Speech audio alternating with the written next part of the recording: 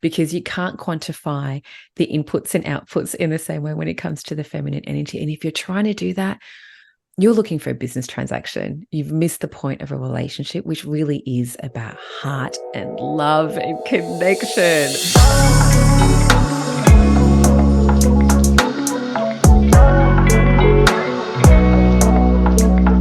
Hi, everyone. Welcome to the Lead from Love podcast. I am Yalini. I am your host and love coach. Today, I've got my good friend Kosta Iatrou joining me to talk about relationships and the dynamics of masculine and feminine energies and how that plays out. Now, the reason we're talking about this is because I got triggered earlier in the week. I saw a post from this man who said, if the role of the masculine is to provide and protect, then what am I getting in return from the feminine? And the reason that triggered me is because it highlights how so many people still see things or relationships as transactional, and you're looking at what your return on investment is in a tangible way, which doesn't apply when you're looking at the feminine. Now, if you don't know what I'm talking about when I'm referring to masculine and feminine energy dynamics, I'm not talking about gender. It's not about a man or a woman. We all have masculine and feminine energies within us.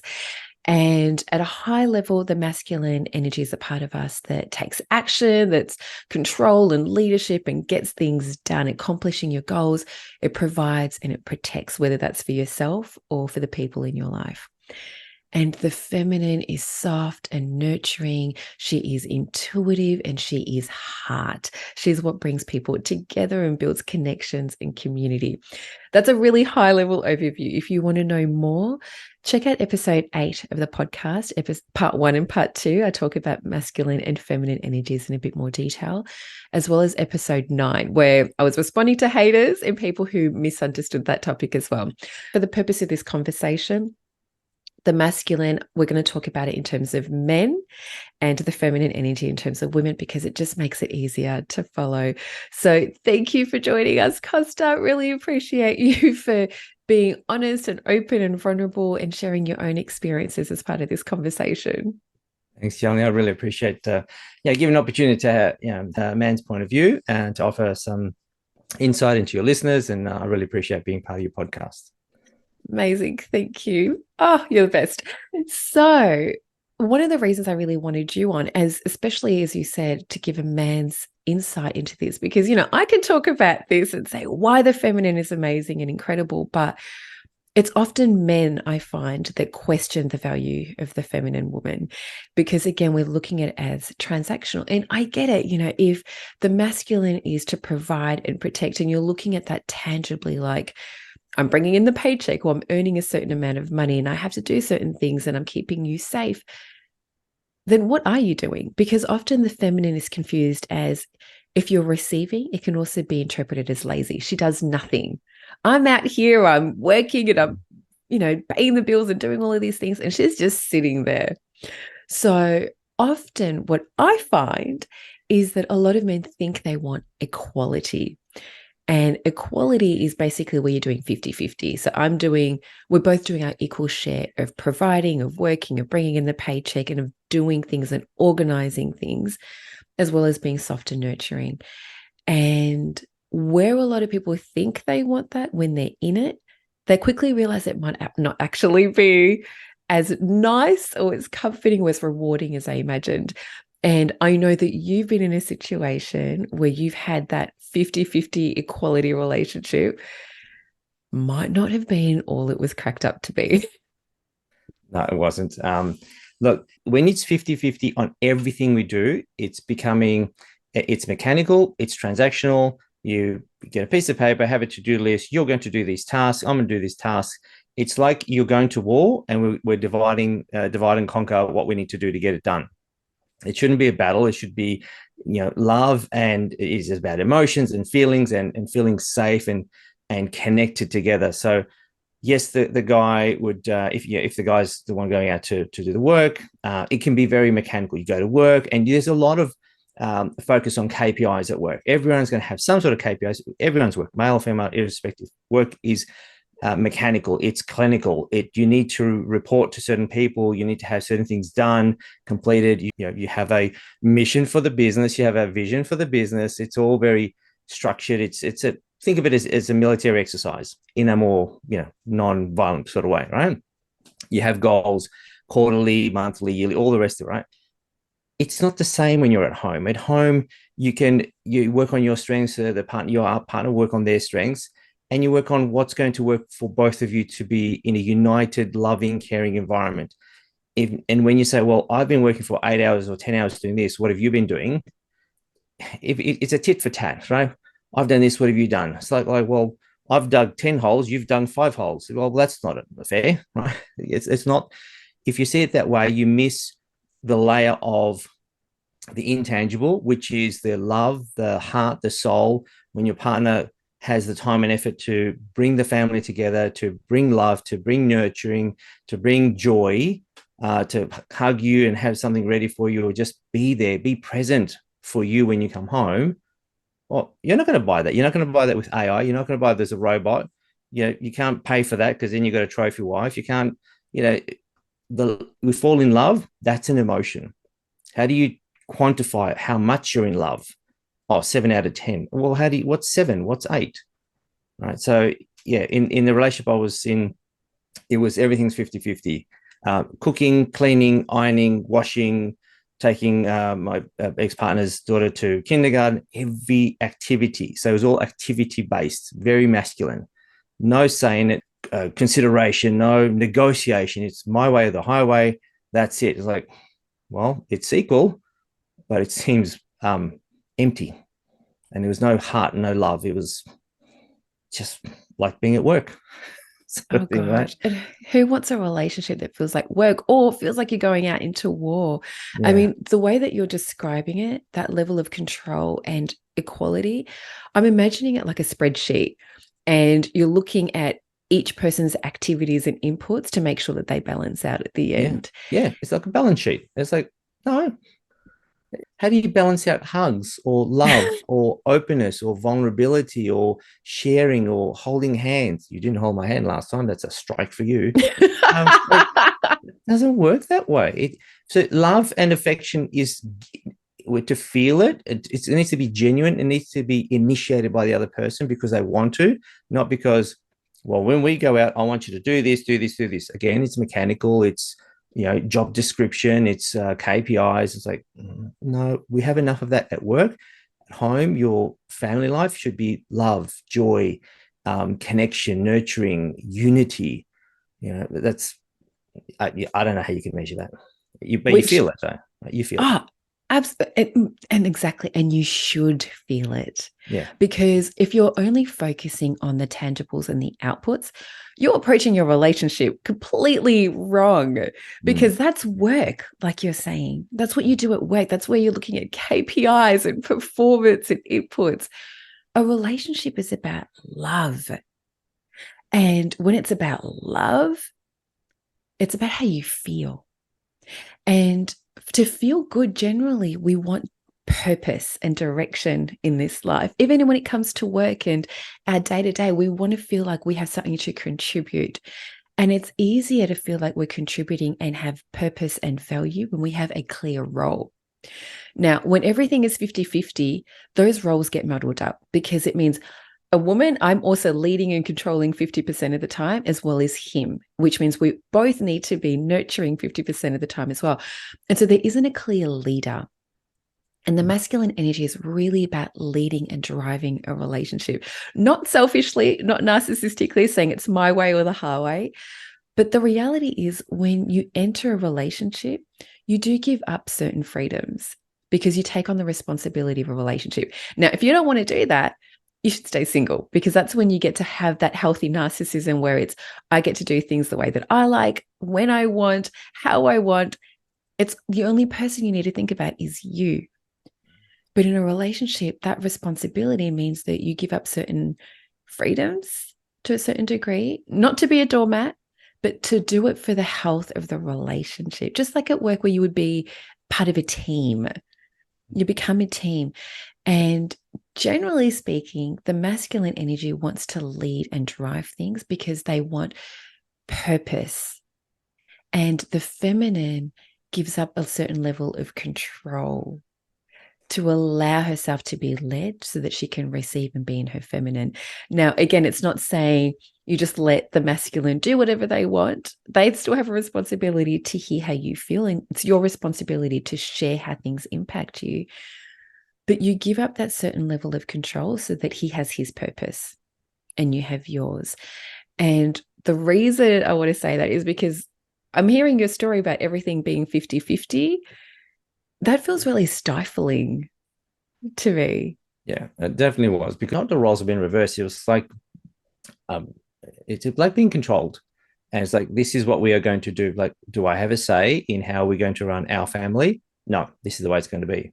If you're leading, you need to listen first, observe, understand with your mind, your ears, and your eyes, and your heart, and absorb the information. So, what are we all trying to do? What are our strengths, our weaknesses, likes, dislikes, fears? Even be vulnerable about, because if you can't be vulnerable with your partner, then who are you going to be vulnerable with? And if you can't trust your partner with your vulnerability to understand and help you and to develop you in a gentle way, in a tactful way, not to use that as ammunition next time there's an argument, or to go, oh, well, I'm better than you. It's not a status thing. We're not competing against each other.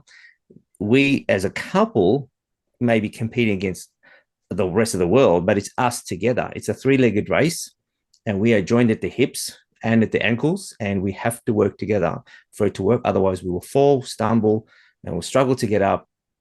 And it's, it won't bring harmony and joy, not just to ourselves, but to the people around us. Like if you have children in the family as well, and their siblings in different ages, or if it's a blended family, or your other family and friends, it's going to show. So if the core is rotten, or as a unit is not working together, then it will have an impact. If you're not happy at home, you're not going to be happy in other places. You go to work where you're miserable, you're sad, your energy is depleted, your mind's somewhere else.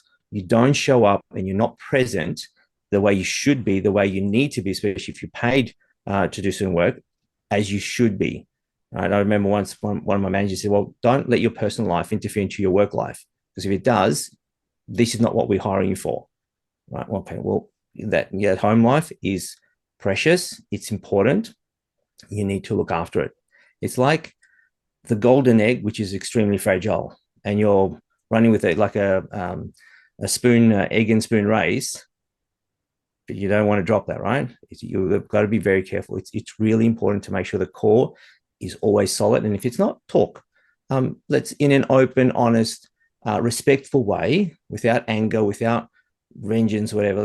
We have to make if we're going to make our relationship work, how do we make it work? Let's talk. Let's be better together so we can grow and develop, not, just yet again, another year we had some fights and ups and downs, and it's the same way 20 years later, nothing's changed.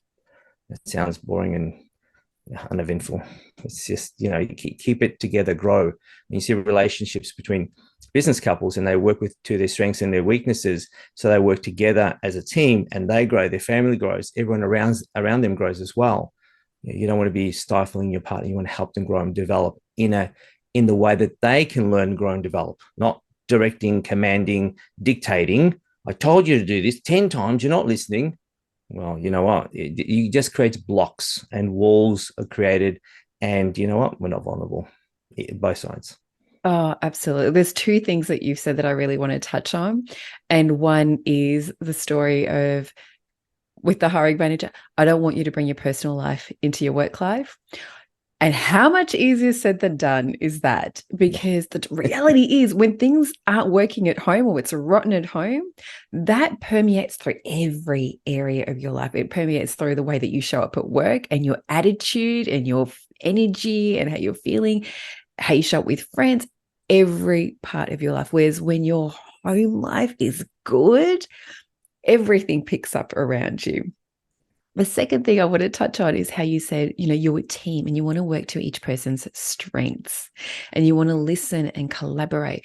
Because I know some people would also say, oh, but you can still do that with equality. You can still work to each other's strengths and listen and do all the same things. But here's what I want to highlight. When we're talking about equality, you're both coming in with the expectations that you are both independent, capable people in all areas of your life. which means there isn't a clear leader and follower. And the reason that is important is because when you navigate new challenges or different areas of your life, when there's a clear leader, there's a clear default in terms of how you approach a situation. When there isn't a clear default, you're both fighting for power and the way that you want things to be done. So a way that this plays out sometimes is, say you're going out somewhere and, the guy's driven and you're the passenger and he's gotten you there, he's parked the car and you can easily walk in. But there was a parking spot further up that would have been closer to the entry and you're in heels and you don't want to walk so far. If you were in your feminine energy, you would look at that and go, you know what? He's still got me there safely. Sure, it's an extra 100 meters. It really doesn't matter. I trust his leadership. If you are in a 50-50 relationship and you are also wanting your leadership to be respected, you're much more likely to turn around and go, why'd you park here? There's a spot further up. I think we should go there. And that might not seem like a significant scenario, but you can imagine if every time there is a situation where the feminine counterpart goes, actually, I could do this better, or you should do it my way because my way is better. And she wants her leadership to be respected. It's very easy and quick for a man to start to feel controlled and like what he does isn't good enough. And she's always hassling me because there isn't that clear delineation between who's leading and being respected for your leadership. Yeah. Yeah. Look, sometimes, it's a great example. Sometimes when you go to a car parking lot, there's like so many car spots. You're like, oh, which one? You spend so much time. That one next to the pole, not next to the trolleys. And you can waste a bit of time doing, analyzing it. Other times it's like, oh, it's packed. Anyone will do. So you find one, bang, you're there. And you may be some distance away. In that case, well, that's the one we had. If the guy hasn't picked up, okay, you're in heels, you got a bit of walk because we don't walk in heels, right? So we don't understand this. I don't know how you do that. But anyway, when you walk in heels, all it takes is a light touch, a light hand on your partner's arm and say, honey, do you mind if we find a closer parking spot? I'm in heels. It'll hurt. Great. You only need to hear that once. You're in heels, closer, done.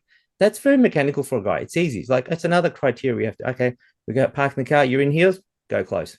You don't have to say that once, maybe twice, 3 times gently. We get it, done. And then you're included. That's like, and that's how we've listened. We've understood, like, oh my God, again, I'm in heels. I don't know. Well, great. We're going to go to watch a movie. Now we're complaining, we're fighting before I even walked into the cinema. What an amazing night. What else can there be to complain about? It doesn't help. Yeah. I love the example that you gave around the gentle touch and totally. The way that was delivered, because that's much more feminine. It's a request. It's not a demand. Yeah. And of course the guy's going, sure, hon, let's go for something. Like, I didn't realize. But we won't realize everything you're going to go through, right? And so inform us, educate us, or you should have known by now. That doesn't cut it, right? No. Yeah. And that communication and that approach, that is everything sometimes, because that is the difference between blowing up and having a fight, or feeling connected and united.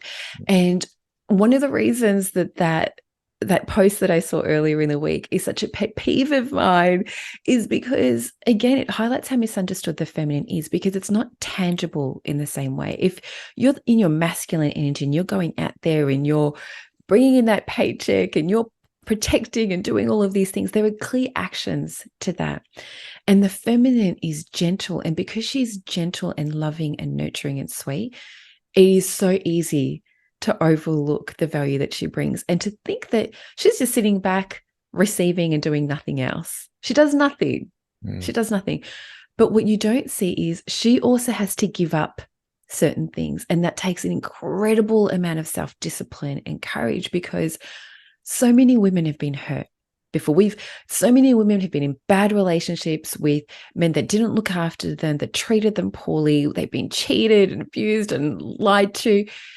And so what happens in that is that feminine part of you that is gentle and vulnerable freezes and closes up, and you step into your masculine. So a lot of women are living in a hyper masculine state because what they've learned is, I can't trust anyone, or I can't trust a man. So I have to take care of myself. And so you build up this resilience over the years and these walls of, I need to take care of me. I need to protect myself. And the way you feel safe in that is to have control.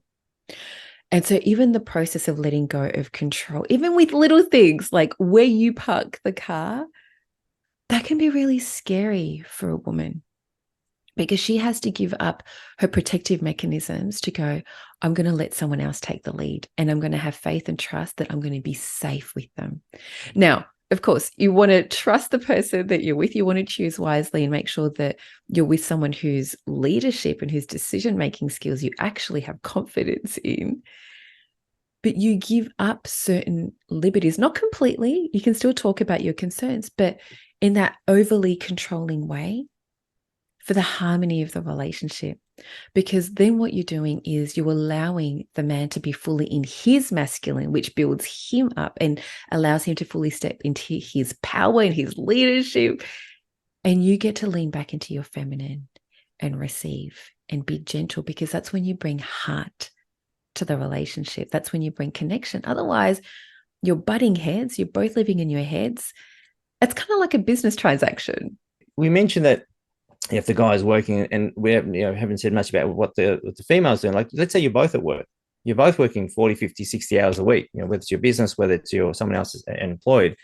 And, there'll be a lot of masculine energy for both parties to be, and you come home like, you're both tired, you're both exhausted.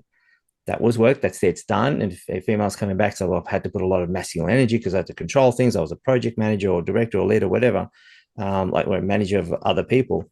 Okay, that's you've done with your masculine, right? You've got to get back into, and how does the male allow the female to be in a more feminine, softer, gentle space where she can thrive? She's had plenty of time to be masculine.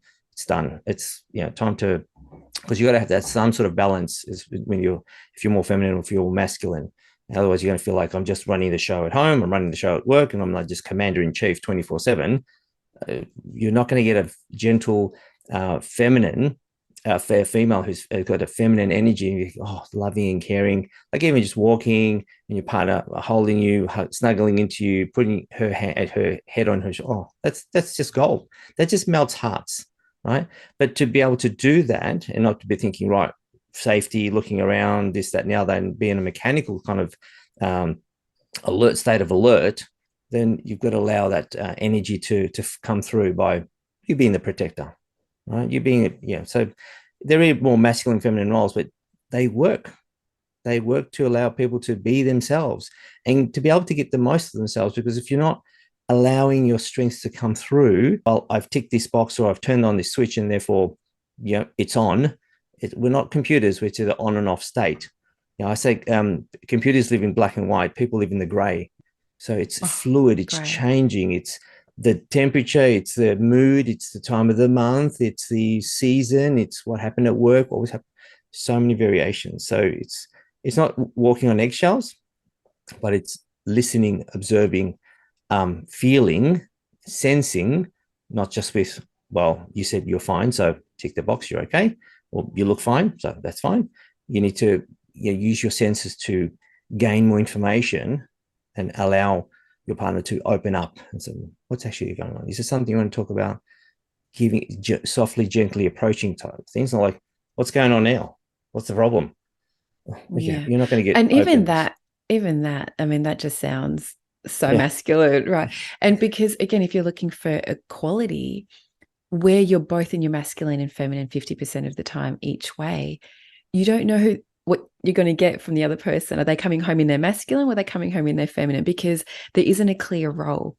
And I've been in the masculine. Oh my gosh, I used to live in my masculine energy and I used to come home in that.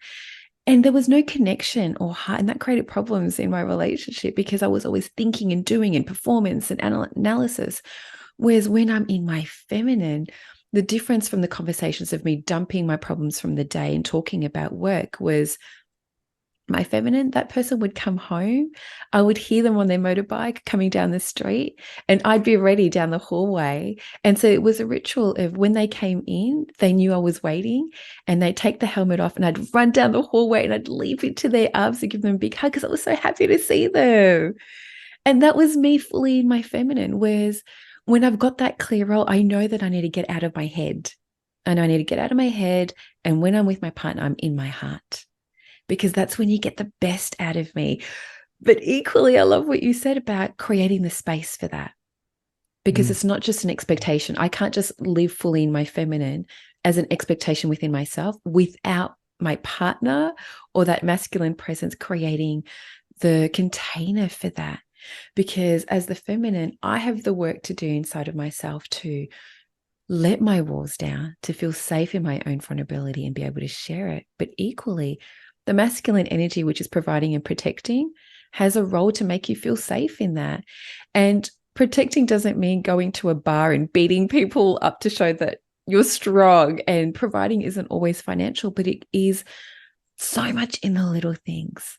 So much in the little things, in the sense that, you know, you were fantastic at this. It's when you go out, you always make sure you walk roadside. So even if I'm walking, and roadside is basically walking on the side of the traffic so that the female is to the left of you. And the reason you do that is because if ever there was danger, you would be protecting me from any collision. And half the time, I don't even notice which side of the road I'm walking on. So if I'm facing the road, you literally pick me up and put me on the other side. You go, no, I'm protecting you. Yeah.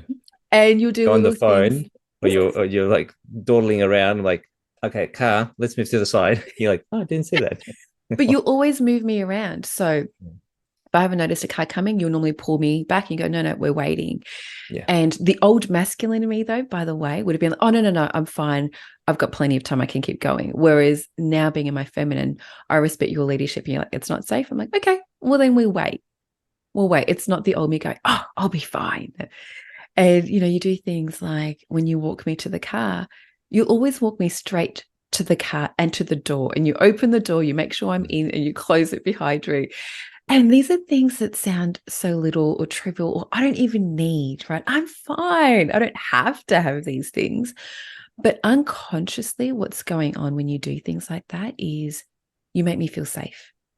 You make me feel taken care of. And beyond that, you make me feel special and like a woman, which, in, you know, as a reflection makes me see you more as a man, because I feel like, okay, this man has got me. I am safe. I am taken care of. I don't have to worry about these things. And when I don't have to worry about it, and I don't have to be in my head in my own self-protective mode, I relax. And I notice that my body is more relaxed, and I become softer and more vulnerable and gentler, because I can step more deeply into my feminine, because you were taking care of all of these things, even as a friend. Yeah. I mean, imagine the example of mum and dad going out with two kids to the beach, and mum's got everything packed. She's organized everything. Okay, dad's packed the car, and then you get there and mum's looking after the kids, and Johnny, don't cross the road. No. That's a very masculine state. And then you're like, oh, honey, give me a hug. Not hug. We're looking after the kids. I'm going to get run over. I've got to deal with the fruits in the thing and the ice cream and the melting and the, you know, you're thinking like, guys, we'd love to take care of that sort of stuff. So the feminine can be feminine, right? The nurturing part, it's like we talked about the example of the Ferrari. You could be a high performance vehicle like a Ferrari, have a great engine, great chassis, great wheel chassis, the whole body works, everything's amazing. But the love, the nurturing, the care in the family unit, or as a couple, is the air in the tires. It's the premium fuel in the engine. You want to perform better in your high performance car. Well, you need to have high performance in everything. And running with flat tires and crappy fuel, I don't care what kind of Ferrari you have, it's not going to be high performance. It's going to be low performance. So you may be really good by yourself, but as a couple, you need to make sure that everything's working together, so you're both excelling. And when you excel, your partner excels, vice versa. You both help each other grow. You're a multiplying force and factor for each other, not 1 + 1 = 2. That's maths, that's economics, that's accounting, but not in a relationship. When you're building each other up, it's like you're boosting each other up, multiple times, not just one times. I love that, because if you're both in your masculine or doing 50-50, you're also competing to a certain degree around your career versus my career versus your needs versus my needs. But if you embody certain energetic traits and you stick to your lane, so to speak, that's where you become really complementary. So it's the car, it's the masculine, but the feminine is the wheels, it's the air in the tires, it's the premium fuel. And, you know, they've done studies on this. So there was research done with 163 married couples. And the men that felt like they had supportive partners and had that love and that nurturing at home were more willing to take challenging risks at work, earn more money, be more successful, and be happier. Whereas if you're constantly competing between my needs versus your needs, there isn't that same level of stability for you to be able to have the freedom to go, oh, I think I can do this, but is everything also going to be okay at home? And there's this old story that's going around. There's been different versions and iterations of this.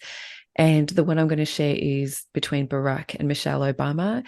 And the way the story goes is essentially they're in this remote village and going out to this restaurant. And it turns out the owner of the restaurant is an old flame of Michelle's. And so Barack goes, well, you know what? You're lucky that you ended up with me, because if you stayed with him, you would have been working at this restaurant, being part owner of this place. And she turns around and goes, no, if I ended up with him, he's the one that would be president, because that is the impact and influence of the feminine in the way that she can build someone else up, love them and nurture them to be the best without having to compete against him, without controlling and demanding and telling him who to be, but you get the best out of each other. I could give you heaps of examples, so it would take 10 hours. But the thing is,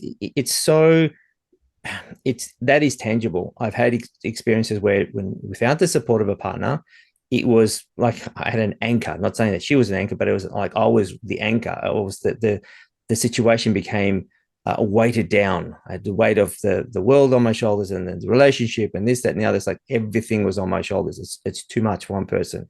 So helping each other, growing together, being loving, patient. That is like the fuel that you need, that you cannot buy. You cannot. It's not tangible, but you experience the boost you get by having a loving, caring partner. You do need to have support, love, both sides. No, it's not one side; it's both sides. The other person bringing you down, not supporting, not being there. Yeah, why are you together? Is it just for intimacy? Because you know what, everything else you're doing by yourself. This is why I wanted to have this conversation, because if people are only focusing on the tangibles and the outputs, you've missed the point. Yeah. You really have. And again, coming back to relationships being about heart, that's also the biggest role of the feminine.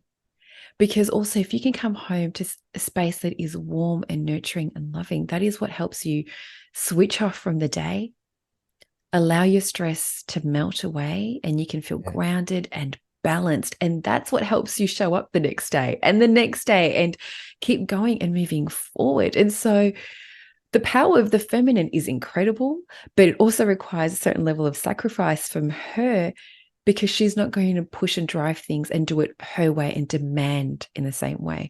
But the masculine then has that responsibility to make her feel safe so she can be fully in her heart, so she can be the best that she wants to be for you and for her.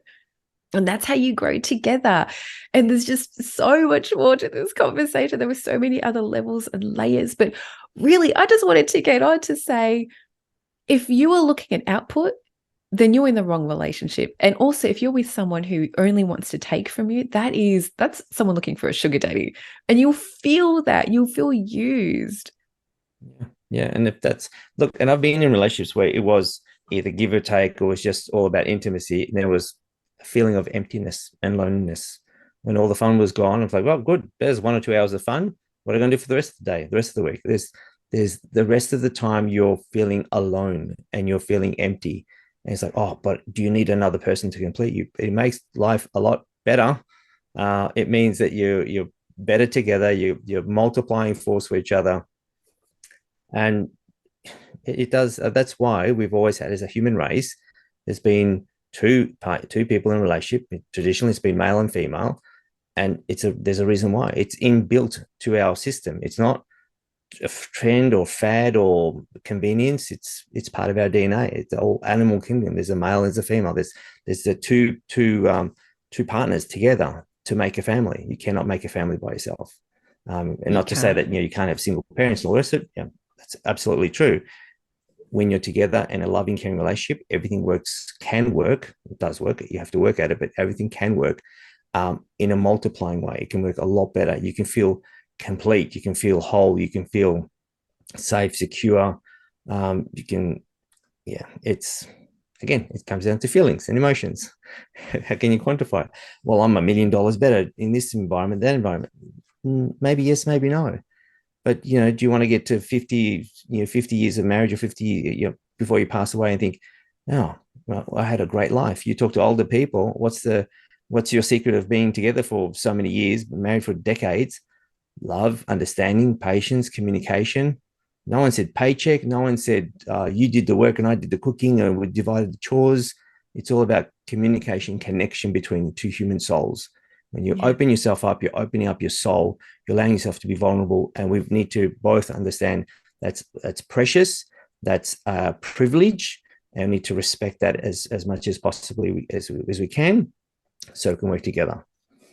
And it is about that togetherness, because again, we all have masculine and feminine energies, and we need both of those to navigate and do this life. It's just that we occupy one energy typically more than the other. If you want a healthy dynamic where things aren't confused and the roles aren't confused, you each have clear purpose and direction. But in saying that, it's not absolute. Often when you get into a relationship, you also navigate and work to each other's strengths. And so where the feminine is soft and gentle and feeling, and the masculine is providing and protecting, he might come in with the paycheck, but he might not be great at managing money. But the feminine, your partner might. And so you navigate and you negotiate which roles you take on in which energy dynamic, and you agree on that. And that can always change. You can always have more conversations around it. But it really is about playing to your strengths and being clear around where you're being what, where you're going to be in your feminine, where you're going to be in your masculine, because then that provides stability. Whereas when it's constant equality and people are floating in and out, and right now I need to be my masculine, right now I need to be my feminine, it can create chaos because you don't know what you're coming home to. Yeah. Yeah. And I was like, oh, I'm coming home. Oh, God. And I could see my mood change as soon as I turned a certain road going home to a specific part. And I'm like, I know it's going to happen. You're 5 minutes late. You should have left early. We're going to have an argument. It always happens. I'm like, wow, why am I doing this to myself? It's like, yeah. You want to be going, oh, I can't wait. I'm going to go home. My partner's going to be there. The house may be a mess. Stuff that may not be done. All right, well, get in there. Let's have some fun. Let's do it together. It's a different dynamic. You're working together. The last thing the partner wants, whether it's male or female, you come home, is like, you haven't done this. You haven't done this. I've been working my ass off. I'm like, that's not going to help anyone. And the thing is, you got to be careful you don't take out your day's grievances and problems and the weight of the stuff you've been bottling up and dump it on your partner when you go home. And you go, geez, yeah, that's another thing altogether. But you've got to, that's a whole other conversation in terms of how you communicate, how you process your emotions and your stresses. But essentially, it's the feeling of, and that's not to say that even as a feminine, you can't share your problems. You're not, your role isn't just to pretend to be happy, but the way you approach those conversations are completely different. And so instead of feeling like it's me versus you, I'm going to get attacked, there's so much love that's held in those conversations. So it makes it easier to navigate and come forward together. Because instead of going, oh gosh, here we go again, she's going to tell me off, she's going to complain about this and the other, it's like, oh, actually, she's hurt or she's upset. Yeah. And you want to fix it. You want her to be happy. You want to take care of her. The dynamic is so different, and that creates more peace. Peace and harmony. Love. Yeah, peace and harmony. Absolutely. Yeah. So thank you so much for jumping on and having this conversation with me, Kosta, because there were so many men that living in their, I'm doing this and I'm doing that energy. What do I get in return? That when you can't see clear outputs from the feminine, it can be really easy to dismiss that as unimportant or lazy. And, as you shared, equality can still be a headache because it can be mechanical. It takes you out of your heart. It's in your head and you can feel controlled. Whereas having a nice balance between the masculine and the feminine, it brings heart to the relationship. It makes you feel loved. You can't quantify a hug in the same way that you can a dollar figure, because it does something to you, especially if you've had a big, hard day at work. That hug can be everything. Yeah. Oh, this study's done. There's medicinal properties. It's like medicine, hugging your partner, not like for 5 seconds, like a minute, or 2, 5 minutes. It just melts your worries away. I mean, stuff hasn't gone away. You still have to deal with it, but you're in a better space to be able to deal with these things, right? You've been refreshed, revived, re-energized. How are you going to quantify that, right? Yeah. And that hug is so different between someone in their head versus someone in their heart. Yeah. Someone in their head, you've just got like a quick little pat on the back. There's no presence. Yeah. Was really being in your feminine, even for a hug, is you're opening up your heart and you can feel that. Yeah. You can feel that. And that, again, like you said, that lifts you back up. The day drops away, it fuels you, it recharges you, and you get to keep going. You get to keep moving forward. So that is the power of the feminine. And it's not always easy. She has to give up some of her control tendencies and deal with her own stuff in order to show up in her heart and feel safe. As long as you're providing and protecting and keeping her safe, you're going to get the best out of each other. You both have clear purpose and direction and value, and you both feel needed in that because you have potent roles. Anything else you wanted to add before we wrap up? Oh, we could add lots more, but we don't have 10 hours. So let's just keep it to that. Amazing. Thank you again so much. And I hope that for you listening, you now understand how different the masculine and feminine energies are in what they bring to a relationship and the benefit of sticking to your lanes and having harmony, because you can't quantify the inputs and outputs in the same way when it comes to the feminine energy. And if you're trying to do that, you're looking for a business transaction. You've missed the point of a relationship, which really is about heart and love and connection. Thank you again, Kosta. I appreciate you for jumping on and sharing your stories and your insights for this episode. I'm going to wrap up, but was there anything else that you wanted to say before we close up? Yeah. From a guy's perspective, although at times we have a lot of pride, no, we have ego, but pride is what a lot of the time what we have, and we want to be stoic and be, the masculine man. To get through that barrier, the secret is to lead with love, and just put your hand on your partner and say, "I love you. I trust you. Right? I depend on you." That just knowing that the love is there, and that appreciation is there. Just even saying that I appreciate you doing this. I really appreciate it. I love it. Just the little things that count. It doesn't take a lot to soften your guy, to touch his heart. The longer hugs, the signs of appreciation, and then like look into his eyes, even hold his face and say, "Thank you." Like, oh, okay, she's here, she's present, she's thanking me. This is a real heartfelt thing. You do that a few times, and you'll get the behavior you want. You'll get listened to more. It just changes the dynamic because you're there with your heart, and he will start to, if he doesn't immediately, he'll start to appreciate that and do more work. And you didn't have to ask him to pick up this, that, and the other. It will seem to work better. Leading with love and just the gentle touch, because we all have a bit of connection. It will make a powerful difference to your relationship. Yeah, thank you so much for adding that, because that level of kindness and appreciation is so important. And again, it's not coming from your head going, "Oh yeah, thanks for doing that." It's like, "Oh, I see you, I value you, and thank you for everything that you do for me and for us." That is really the feminine, because again, you don't want to take anyone for granted. And this is probably why so many guys are thinking, what am I getting in return? Because maybe they haven't been fully appreciated in the past and they feel used. And so really, again, that feminine, not just that presence, but that gratitude and that appreciation, it makes everyone feel valued and seen and acknowledged. So thank you for adding that at the end. Thank you for tuning into this episode. I hope that was helpful in helping you understand a little bit more about what the power of the feminine is and why you can't quantify things in the same way. See you next time.